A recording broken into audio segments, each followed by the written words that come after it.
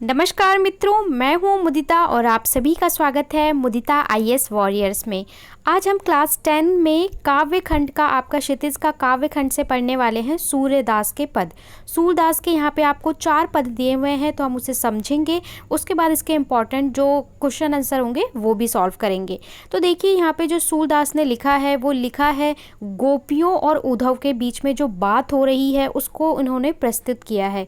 आपको पता है जो कृष्ण है, कृष्ण जब राजा बन जाते हैं तो मथुरा चले जाते हैं, तो वो गोपियों से कहकर गए थे कि मैं वापस आऊँगा, लेकिन वो वापस नहीं आते हैं और अपने मित्र, अपने भाई, अपने सखा उद्धव को भेजते हैं गोपियों को संदेश देने के लिए। तो गोपियाँ उद्धव को बहुत ज़्यादा व्यंग करती हैं। व्यंग का मतलब क्या होता है? व्यंग का मतलब होता है जैसे कि ताने देना या फिर ऐसी बात कहना जो कहने में मतलब बड़ाई है लेकिन उसके पीछे क्या है? व्यंग है, यानी ताना है। तो उसी को हम यहाँ पढ़ेंगे और समझेंगे। पहला जो हमारा पद है, यहाँ पे इसका नंबर है पहला, दूसरा, तीसरा पद, 4 पद हैं। तो पहला पद है उद्धव तुम हो अति बड़ भागी, मतलब तुम बड़े भाग्यवान हो। अपरस रहत स्नेह तगाते नाहिन मन अनुरागी, पुरइन पात रहत जल भीतर, मतलब कमल का फूल जैसे जल के भीतर रहता है। ता रस देह न दागी, ज्यों जल माई तेल की गागरी, तेल की गागरी यानी तेल का जो पीपा होता है। बूंद न ताको लागी, प्रति नदी में पाऊँ ना बोरियों, दृष्टि न रूप परागी, सूरदास अबला हम भोरी, गुर चूटी ज्यों पागी। तो यहाँ पे क्या कह रहे हैं, इसका अर्थ क्या है वो समझते हैं। इन पंक्तियों में जो गोपियाँ हैं, आपको पता है यहाँ पे गोपियाँ जो हैं वो बात कर रही हैं, व्यंग कर रही हैं। किससे कर रही हैं? उद्धव से। उद्धव कौन है? एक कृष्ण के सखा हैं जिनको कृष्ण ने भेजा है किसके लिए? संदेश देने के लिए। तो गोपियाँ उद्धव से व्यंग करते हुए कह रही हैं कि तुम बड़े भाग्यवान हो उद्धव, तुम बड़े भाग्यवान हो जो तुम अभी तक कृष्ण के प्रेम के चक्कर में नहीं पड़े, कि मतलब तुम कृष्ण के साथ रहते हो पर अभी तक तुम कृष्ण से प्रेम नहीं कर पाए। गोपियों के अनुसार उद्धव उस कमल के पत्ते के समान है। जो गोपियाँ हैं वो उद्धव की तुलना कमल से कर रही हैं। आपने कभी कमल का फूल देखा होगा तो कैसे होता है? जो हमेशा जल में रहकर भी उसमें डूबता नहीं है और ना ही उसके दाग धब्बों को खुद पर आने देता है। तो जो गोपियां हैं वो उद्धव को कह रही हैं तुम कैसे हो? तुम कमल के समान हो जो पानी में रहता है पर पानी की बूंद को अपने ऊपर टिकने नहीं देता। तो तुम वैसे ही हो, मतलब तुम कृष्ण के साथ रह रहे हो जिसको सारी दुनिया प्रेम करती है, और तुम कृष्ण के साथ रहते हुए भी उनके प्रेम में नहीं फंसे, उनसे प्रेम नहीं कर पा रहे हो। तो मतलब तुम कितने भाग्यवान हो। मतलब उनको व्यंग कर रही हैं, एक तरह से ताने मार रही हैं कि मतलब तुम प्रेम को समझ ही नहीं पाए हो, इसलिए तुम अब तक प्रेम के चक्कर में नहीं पड़े हो। गोपियों ने फिर उद्धव की तुलना किसी तेल के मटके से की। उसके बाद पहले किससे करते हैं? कमल से, फिर करते हैं तेल के मटके से। कि जैसे जो तेल होता है जो निरंतर जल में रहकर भी उस जल से खुद को अलग रखता है। कि आपने देखा होगा कभी भी आप पानी और तेल को डालिए तो मिक्स नहीं होते हैं, ठीक है। तेल जो होता है वो हमेशा पानी के ऊपर तैरता रहता है। तो वो तुलना करती है तेल की गगरी से, तेल की मटकी से, कि जो पानी में रहकर भी उससे अलग रहती है। तो कृष्ण के साथ रह के भी तुम उनसे बहुत अलग हो।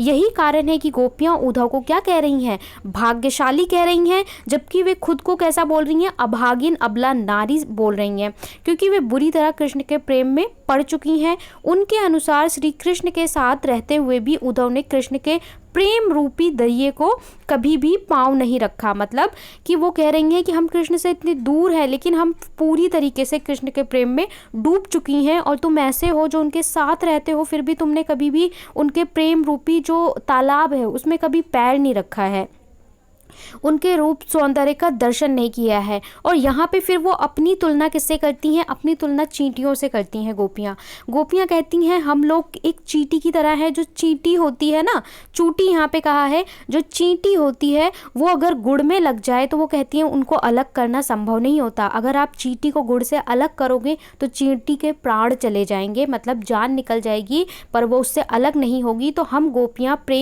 ऐसे प्रेम में कृष्ण के साथ हैं कि अगर हमें कृष्ण के प्रेम को छोड़ना पड़ा तो हमारी जान चली जाएगी, पर हम प्रेम नहीं छोड़ सकते, कृष्ण को चाहना पूजना नहीं छोड़ सकते। इसलिए उन्होंने कहा है कि हम उन चींटियों के समान हैं जो गुड़ से लगी रहती हैं, जिनको अलग नहीं किया जा सकता। तो ये पहला पद था। दूसरे पद में बोला है मन की मन ही माज रही, ठीक है, मन की मन ही माज रही, कहिए जाए कौन पे ऊधव नाही परत कही, अवधि आधार आस आवन की। अब देखिए यहाँ पे आप लोग अलंकार भी देख सकते हैं, अवधि आधार आस आवन की, कौन सा अलंकार है ये आप मुझे लिख के बताएंगे। ठीक है, आ की कितनी बार आवृत्ति हो रही है, 4 बार हो रही है। तन मन विधा सही, अब इन जोगी सद सनी, सुनी सुनी बरहिन विरह दही। अब यहाँ देखिए सुन सुन 2 बार हो रहा है, यहाँ पे भी एक अलंकार है, वो भी आप बताएंगे, मैंने बहुत अच्छे से पढ़ाया था। चाहती हुती गुहारी उत्ते धार बही, सूरदास अब धीर धरी है, क्यों मर्यादा न लही। मर्यादा मतलब मर्यादा है यहाँ पे। तो दूसरे पद में ये क्या कहना चाह रहे हैं, दूसरे पद में गोपियाँ क्या कह रही हैं, गोपियाँ जो है वो वाक पटुता में बहुत ही ज़्यादा उत्तीर्ण हैं, अच्छी हैं। गोपियाँ उद्धव से अपनी पीड़ा बताते हुए कह रही हैं कि श्री कृष्ण के गोकुल छोड़ के चले जाने के उपरांत उनके मन में स्थित कृष्ण के प्रति प्रेम की भावना मन में ही रह गई। तो वो कह रही हैं कि कृष्ण जब गोकुल में थे तो वो हमसे वादा करके गए थे कि वो राजा बन जाएंगे मथुरा जाके और फिर वापस आएंगे, और जब कृष्ण चले गए तो हमारे जो अंदर प्रेम है कृष्ण के लिए वो हमारे मन में ही रह गया, और वही हमारा दुख है, हमारा विरह की अग्नि है। विरह मतलब होता है कि जब कोई प्रेमिका अपने प्रेमी से अलग हो जाए या जिसको चाहते हैं उससे अलग हो जाए तो उसे विरह कहते हैं। तो यहाँ गोपियाँ बोल रही हैं हम लोग विरह में हैं। वे सिर्फ इसी आशा से अपने तन मन की पीड़ा को सह रही हैं कि कृष्ण वापस लौटेंगे। वो कह रही हैं कि हम अगर जिंदा हैं, हमारे अंदर प्राण बचे हैं, तो वो इसीलिए कि हमें उम्मीद है अभी भी कि कृष्ण वापस आएंगे। उन्होंने कहा था वो वापस आएंगे और इसी आस में हम अब तक जिंदा हैं और हमारे प्राण बचे हुए हैं। तो वे उनके प्रेम को कृष्ण के समक्ष व्यक्त करेंगी और कृष्ण के प्रेम की भागीदारी बनेंगी, और कह रही हैं कि जब भी वो आएंगे तो हम इसीलिए जिंदा है कि जब भी वो आएंगे हम अपने प्रेम को उनके सामने प्रकट करेंगे और उसके भागी बनेंगे। परंतु जब उन्हें कृष्ण का योग संदेश मिला, पर उन्होंने देखा कि इतना वक्त हो गया, कृष्ण स्वयं तो नहीं आए, पर उन्होंने क्या बोला, उद्धव को भेज दिया, अपने मित्र को भेज दिया कि गोपियों को जाके बोल दो कि योग करें, योग संदेश। तो जब उनको योग संदेश मिला जिससे उन्हें पता चला कि वे अब लौट कर नहीं आएंगे, तो मतलब गोपियों को गुस्सा आ गया कि भाई अभी वो खुद तो आए नहीं और हमें योग संदेश भेज रहे हैं। तो इस संदेश को सुनकर गोपियाँ टूट सी गई और उनकी विरह की व्यथा और बढ़ गई। अब उनके अंदर बहुत ज़्यादा मतलब गुस्से की ज्वाला, विरह की अग्नि बढ़ जाती है और वो बहुत ज़्यादा उदास हो जाती हैं। तब उनके विरह सहने का सहारा भी उनसे छीन लिया गया, क्योंकि वो अभी तक क्या था, अभी तक उनके पास एक उम्मीद थी कि कृष्ण आएंगे और वो उनका इंतज़ार करते हुए उनसे प्रेम कर रही थी। लेकिन जब उनका संदेश आता है योग का, तो वो कहती हैं कि मतलब ये हमसे जो हम इंतज़ार का हमारा जो तरीका है वो भी छीनना चाहते हैं, जो हमारा इंतज़ार का हक है वो भी छीनना चाहते हैं। अब श्री कृष्ण वापस लौट कर नहीं आने वाले हैं और इसी कारण अब उनकी प्रेम भावना कभी संतुष्ट होने वाली नहीं है। उन्हें कृष्ण के रूप सौंदर्य को दोबारा निहारने का मौका नहीं मिलेगा। उन्हें ऐसा प्रतीत हो रहा है कि अब वे हमेशा के लिए कृष्ण से बिछड़ चुकी हैं और किसी कारणवश गोपियों के अंदर जो धैर्य बसा हुआ था अब वो टूट चुका है। तो गोपियों को ये लगता है कि अब हमारे जीवन का कोई मतलब ही नहीं रह गया, मतलब हम उनका जो इंतज़ार कर रहे थे अब वो भी कोई व्यर्थ है, इंतज़ार करना भी व्यर्थ है। तो जितना उनके अंदर धैर्य था, ठीक है, किसी भी चीज़ को सहने की हिम्मत थी, वो खत्म हो गई। इसी वजह से गोपियाँ वियोग में कह रही हैं कि श्री कृष्ण ने सारी लोक मर्यादा का उल्लंघन किया है, उन्होंने हमें धोखा दिया है। तो वो कह रही हैं कि जो सारी दुनिया को मर्यादा की बातें सिखाते हैं उन्होंने खुद ही मर्यादा नहीं रखी और मर्यादा का उल्लंघन किया है, क्योंकि उन्होंने हमसे वादा किया था वो आएंगे किंतु वो नहीं आए, इसका मतलब उन्होंने खुद ही मर्यादा का उल्लंघन किया है। तो ऐसा गोपियाँ किस बात से कह रही हैं, वो कृष्ण को अपना भगवान मानती हैं लेकिन वो अपने भगवान से प्रेम भी करती हैं। ठीक है, यहाँ पे देखिए जो गोपियाँ हैं, गोपियाँ वो कृष्ण को अपना भगवान मानती हैं और कृष्ण से ही प्रेम करती हैं, अपने ईश्वर से ही प्रेम करती हैं। ठीक है, तो अगर उनके ईश्वर से ही उनसे सहारा ना हो तो वो बहुत ज़्यादा निराश उदास हो चुकी हैं, इसलिए वो ऐसी बात कर रही हैं। तीसरा जो पद है उसमें बोल रहे हैं, हमारे हरी हारिल की लकड़ी देखिए यहाँ पे भी अगर आप देखेंगे अलंकार, बहुत सुंदर अलंकार यूज़ किए गए हैं यहाँ पे। तो हमारे हरिल, यहाँ पे भी आप देखेंगे ह 3 बार आवर्ती हो रही है। तो कौन सा यहाँ पे अलंकार है आप लोग समझ गए होंगे। मन क्रम वचन नंद नंदन उर, यह दृढ़ करी पकरी, जागत सोवत स्वप्न दिवस, निसी कान्हा कान्हा जकरी, सुनत जोग जो लागत है ऐसी, ज्यों करूँ ककरी, सूतो व्याधि हमको ले आए, देखी सुनी न करी, यह तो सूर तिन्ही ले सौंपी, जिसके मन चकरी। तो इसका क्या अर्थ है।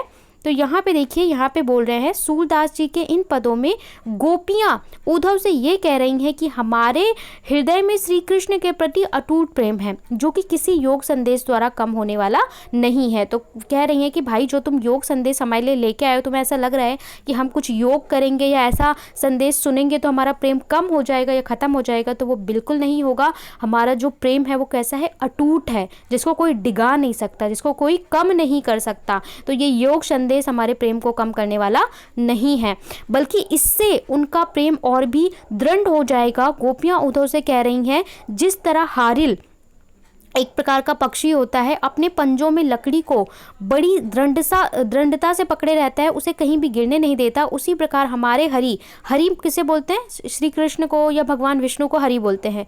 भगवान श्री कृष्ण को अपने हृदय के प्रेम रूपी पंजों से बड़ी ही दृढ़ता से पकड़ा हुआ है। हमारे मन में दिन रात केवल हरि ही बसे हैं। देखिए यहाँ पे जो कंपैरिजन किया है, तुलना किया है, वो किससे किया है, हमारे प्रभु हारिल की लकड़ी। तो यहाँ एक पक्षी से किया है, ठीक है। तो वो पक्षी कैसा होता है, वो एक लकड़ी जो होती है उस पर बैठता है, उसको अपने पंजे से बहुत तेज़ से पकड़ के रखता है, उसे छोड़ता नहीं है, ठीक है। कुछ भी हो जाए, कैसी स्थिति हो, उसको छोड़ता नहीं, उससे अलग करना बहुत मुश्किल होता है। तो वो कहते हैं कि हमारे जो प्रभु हैं वो हमारे लिए हारिल की लकड़ी हैं। अगर हम पक्षी हैं तो हमारे श्री कृष्ण हमारे लिए वो लकड़ी है, जिसको हम छोड़ नहीं सकते। हमारे प्राण जा सकते हैं बट हम उसे नहीं छोड़ सकते। तो हमने उनको कैसे पकड़ा है, अपने हृदय के, अपने मन के, अपने दिल के जो प्रेम रूपी पंजे हैं, उससे हमने कृष्ण को पकड़ रखा है, और हम उसे किसी भी रूप में छोड़ने वाले नहीं हैं, और हम दिन रात केवल कृष्ण को ही प्यार करते हैं। यहाँ तक कि हम सपने में भी हरि का नाम रटते हैं, और इसी वजह से हम तुम्हारे ये योग संदेश किसी कड़वी ककड़ी की तरह लग रहा है। तो वो कह रही है कि हमारा तो दिन और रात केवल कृष्ण का नाम लेते जाता है, तो जो तुम योग संदेश लाए हो ये क्या है, कड़वी ककड़ी। जो ककड़ी होती है ना, कड़वी ककड़ी, अगर आप कड़वी ककड़ी या खीरा खा लो तो आपका मुंह खराब हो जाता है, पूरा स्वाद खराब हो जाता है। तो वैसी कह रही है, जो तुम ये योग का संदेश लेके आए हो उद्धव, ये हमारे लिए कड़वी ककड़ी जैसा लग रहा है हमें, जो हमें बहुत ही खराब लग रहा है। हमारे ऊपर तुम्हारे इस संदेश का कुछ असर होने वाला नहीं है, इसलिए हमें यह योग संदेश की आवश्यकता नहीं है। जो तुम संदेश लाए हो इसकी हमें ज़रूरत ही नहीं है, ठीक है। फिर आगे गोपियाँ कहती हैं कि तुम यह संदेश उन्हें सुनाओ जिनका मन पूरी तरह कृष्ण की भक्ति में डूबा नहीं है, शायद वे संदेश सुनकर विचलित हो जाएं। तो वो कह रही हैं कि तुम उनको सुनाओ जो लोग जो बीच में अटके होते हैं, जिनको ऐसा है कि कृष्ण से जो सही से प्रेम नहीं करते, उनको सुनाओ, तो वो शायद तुम्हारी बात मान लें। लेकिन हम पूरी तरह से कृष्ण के प्रेम में डूबी हुई हैं, तो हम पे ये कोई फ़र्क पड़ने वाला नहीं है। पर हमारे ऊपर तुम्हारे इस संदेश का कोई असर नहीं पड़ने वाला है। तुम चाहे कुछ भी कर लो, तुम्हारे योग संदेश का हमारे ऊपर कोई असर नहीं पड़ेगा, बल्कि हमारा प्रेम जो है वो और ज़्यादा बढ़ गया है, और ज़्यादा दृढ़ हो गया है। अगला और आखिरी जो पद है उसमें बोलते हैं, हरि है राजनीति पढ़ी आए। जो हरि हैं, बार बार हरि किसको कहा जा रहा है, कृष्ण को या विष्णु को हरि कहते हैं। तो हरि है राजनीति पढ़ी आए, मतलब जो हरि हैं अब वो राजनीति पढ़ लिए हैं। सुमझी बात कहत मधुकर के, समाचार सब पाए, इक अति चतुर हुते पहिले ही, अब गुरु ग्रंथ पढ़ाए। कि मतलब पहले इतने चतुर थे, अब ग्रंथ पढ़ा रहे हैं। बड़ी बुद्धि जानी जो उनकी, जोग संदेश पठाए, उधी भले लोग आगे के, पर हित डोलत धाए। अब अपने मन फेर पाइए, चालत जू हुते चुराए, ते क्यों अनीति करे आपुन, जे और अनीति झुपाए, राज धर्म तो ये है सुर जो, प्रजा न जाही सताए। तो यहाँ पे इसका क्या कहने का मतलब है, यहाँ का कहने का मतलब है, प्रस्तुत पद में सूरदास जी हमें यह बताने का प्रयास कर रहे हैं कि किस प्रकार गोपियाँ श्री कृष्ण के वियोग में खुद को दिलासा दे रही हैं, अपने मन को समझा रही हैं। कैसे सूरदास गोपियों के माध्यम सूरदास गोपियों के माध्यम से कह रहे हैं श्री कृष्ण ने राजनीति का पाठ पढ़ लिया है। वो कह रही हैं कि अब जो कृष्ण हैं वो राजनीति पढ़ लिए हैं, क्योंकि राजा बन गए हैं तो राजनीति पढ़ चुके हैं, जो कि मधुकर उद्धव के द्वारा सब समाचार प्राप्त कर लेते हैं और उन्हीं को माध्यम बनाकर संदेश भी भेज देते हैं। तो गोपियाँ कह रही हैं कि भाई देखिए, हम तो यहाँ इंतज़ार करते करते उनकी विरह में जल रहे हैं, और वो राजनीति पढ़ के अब ऐसे हो गए हैं कि उद्धव से ही हमारे बारे में जान ले रहे हैं और अपना संदेश भेज दे रहे हैं।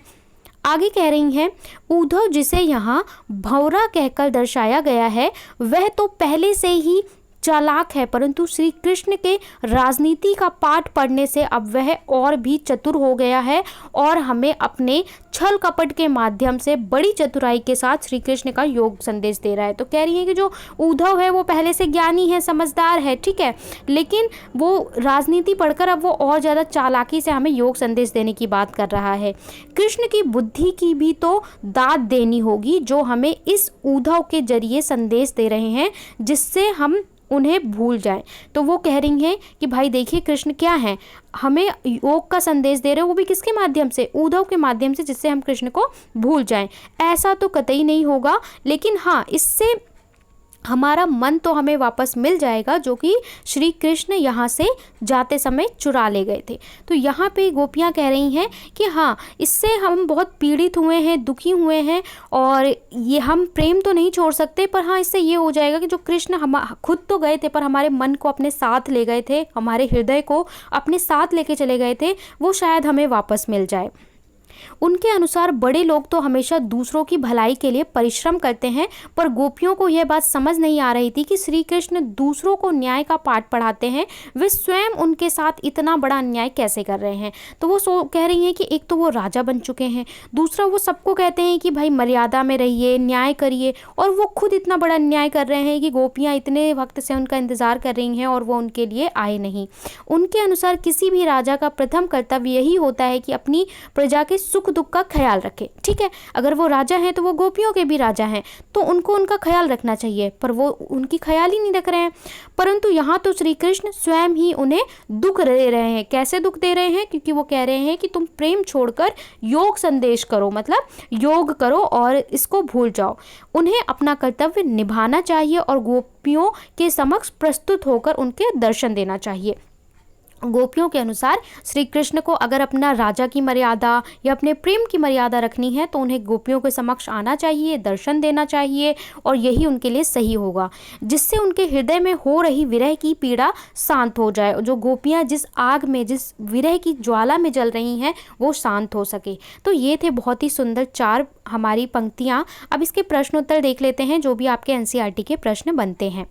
गोपियाँ द्वारा उद्धव को भाग्यवान कहने में क्या व्यंग्य है? क्यों उनको भाग्यवान कह रही हैं?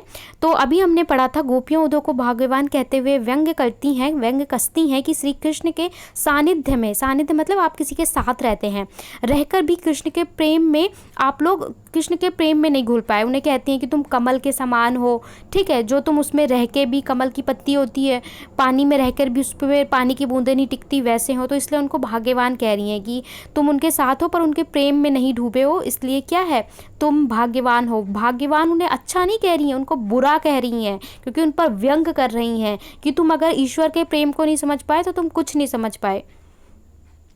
अगला है, उद्धव के व्यवहार की तुलना किससे की गई है? तो यहाँ पे देखिए, मैं आपको प्रश्न उत्तर ज़्यादा एक्सप्लेन नहीं करूँगी क्योंकि हमने अच्छे से पढ़ लिया है। मैं आपको इसका PDF दे दूँगी टेलीग्राम पे। गोपियों द्वारा उद्धव के व्यवहार की तुलना अलग अलग चीज़ों से की गई है। तो हमने देखा था किससे की गई थी तुलना, कमल के फूल से की गई थी, तेल के गागर से यानी मटके से की गई थी, ठीक है। गोपियों ने किन किन उदाहरणों के माध्यम से उद्धव को उलाहना दिए हैं? उलाहना मतलब उनको व्यंग दिए हैं या उनको ताने कसे हैं। तो कैसे किया है? कमल के पत्ते से किया है, जल के मध्य रखी मटकी से किया है, कड़वी ककड़ी की तुम कड़वी, हमारे लिए जो संदेश लाए हो कड़वी ककड़ी है, प्रेम रूपी नदी में पाँव डुबाकर भी उद्धव कि तुम मतलब ऐसी प्रेम रूपी नदी में बैठे हो लेकिन तुम उसका भोग नहीं कर पा रहे हो। तो ये सारी उन्होंने उलाहना दी है। अगला प्रश्न है, उद्धव द्वारा दिए गए योग के संदेश ने गोपियों को विरह की अग्नि को विरह की अग्नि का काम क्यों किया? क्योंकि गोपियाँ जी जो थी वो पहले से कृष्ण का इंतज़ार कर रही थी, तो उनके लिए बस इंतज़ार ही एक उम्मीद थी कि कभी ना कभी तो कृष्ण आएंगे।